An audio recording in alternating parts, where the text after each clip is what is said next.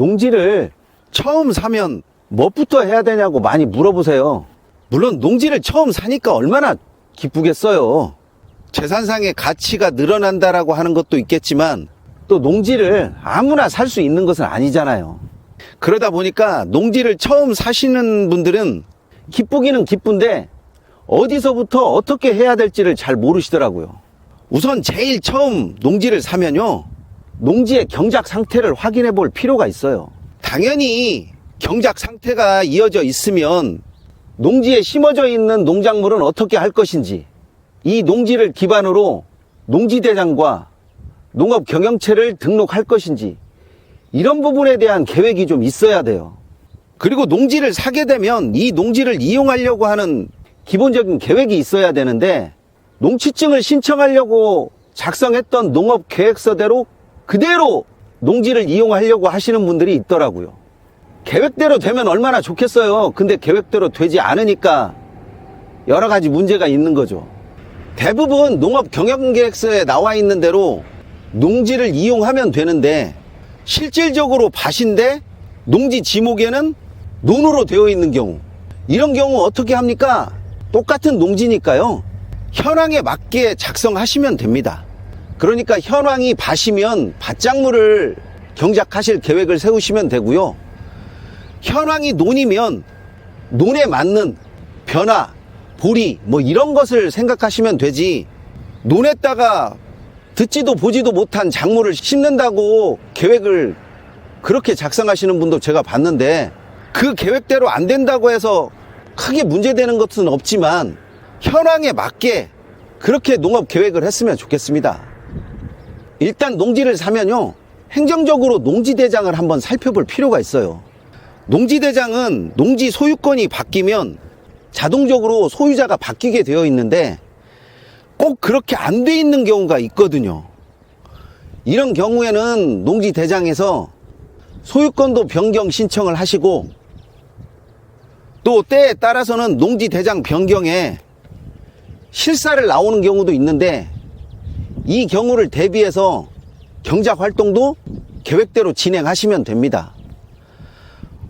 예를 들어서 시금치를 심기로 되어 있는데 시금치가 여건에 맞지 않아서 당근으로 바꾸고 싶다. 그러면 그냥 당근 심으면 되는 거지, 시금치에서 당근으로 바뀌었다고 해가지고 변경 등록을 따로 하는 것은 아닙니다. 가끔 이런 것으로 작물이 변경되었다, 농지의 면적이 조금 줄어든 것 같다, 이런 것으로 농지대장에 변경 신청을 요구하려고 하시는 분들이 있는데, 이런 것으로 변경 등록을 신청하시기보다는 소유자가 바뀌었는데 예전 이름이 그대로 있다라든지, 예전 소유자가 임대를 줬으나 나는 지금 작용을 하고 싶다든지, 이런 것은 서류를 제대로 등재시키는 것이 맞지만, 식재되어 있는 경작물을 변경한다고 그것을 바꾸려고 하는 것은 맞지 않아요. 또 이것을 바꾸러 가면 제가 볼 때는 시간 낭비예요. 계속적으로 경작이 안 되어 있는 상태에서는 일단 농지를 조금 만들어 놓으려고 생각을 하세요. 제가 농지를 만들어 놓으려고 해야 한다고 하니까 당장에 뭘 하시려고 하시는 분들이 있거든요. 나무를 베고 쓰레기를 치우고 이런 부분을 한꺼번에 하시려고 하시는 분들이 있어요. 겨울에는 상관이 없지만 봄에는 치우고 뒤돌아서면 또 풀이 나고, 치우고 또 뒤돌아서면 흐트러지기 때문에 저는 이런 것은 좀 계획을 가지고 해야 된다고 봅니다. 나무를 베는 것도 당장에 안 되면 중장비를 써야 할 것인지, 아니면 조금씩 나무를 베어내면서 시작할 것인지, 쓰레기를 치워야 한다라고 하면 한꺼번에 장비를 동원해서 치워야 할 것인지, 아니면 조금씩 치워야 할 것인지, 이런 부분도 어느 정도 계획을 잡고 시작하면 좋은데, 이런 것을 한꺼번에 시작하려고 하니까 돈이 들어가고 또 이것에 대한 스트레스를 받고 그렇게 하더라고요.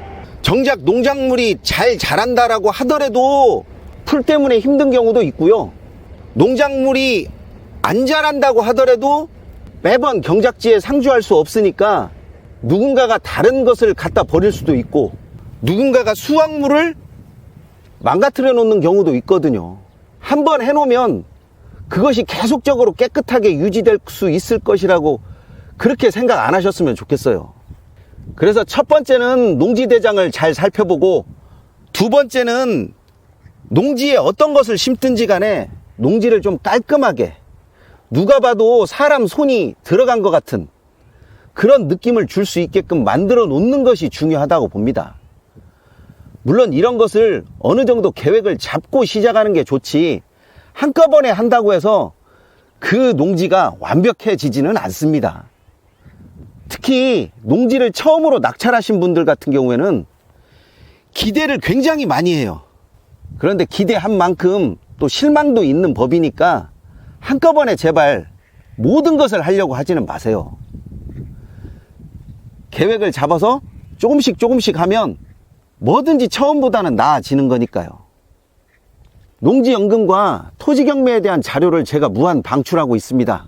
필요하신 분들은 요청하셔서 농지의 특성은 무엇이고 농지연금으로 이용할 때 어떤 면을 더 중점적으로 봐야 할 것인지를 어느 정도는 알 수 있을 겁니다.